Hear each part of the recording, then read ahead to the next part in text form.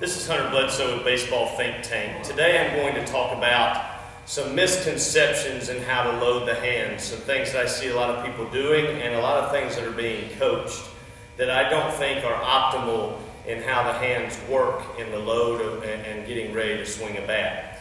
The first one I'm going to talk about is I feel too often coaches teach athleticism and rhythm out of players by telling them something as simple as, hey, keep your hands still. We don't want too much movement. And so what you see happening is that players tend to get dead hands. So they load the hit and the hands don't really do anything, and then they're trying to fire them and they're not in a good position from which to launch. So that would be the first point is don't be afraid of movement.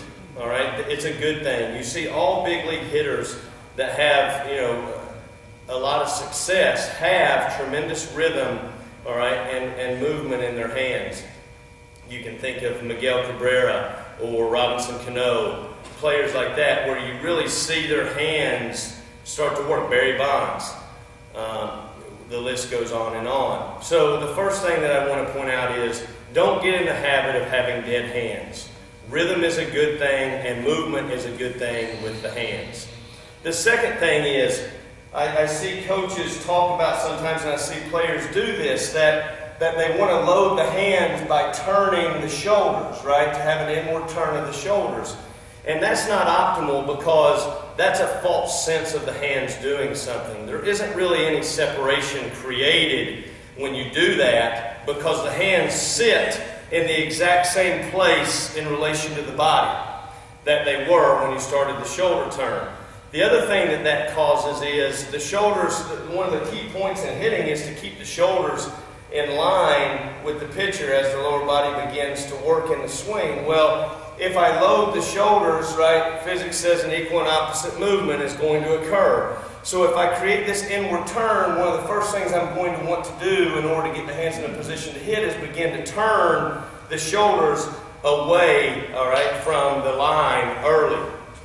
All right, the third thing is I see a lot of players push their hands away. They become bottom hand dominant when they're loading their hands. And so you see hitters think they're creating, a proper movement of their hands or they're getting their hands away, but they're doing it by pushing, all right, their hands back with the bottom hand in essence. And what that does is two things.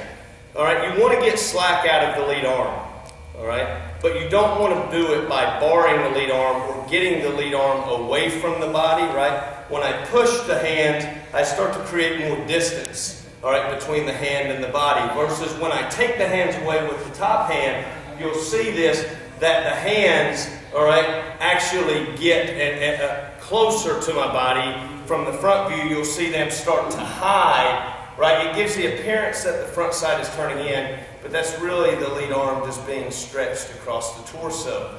So as we're thinking about loading the hands, a couple of points to make that I've talked about here that I want to repeat is, first of all, rhythm and movement are a good thing.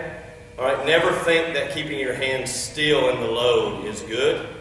Two, we don't want a false sense of loading our hands by turning the shoulders. All right, we actually want the hands creating separation.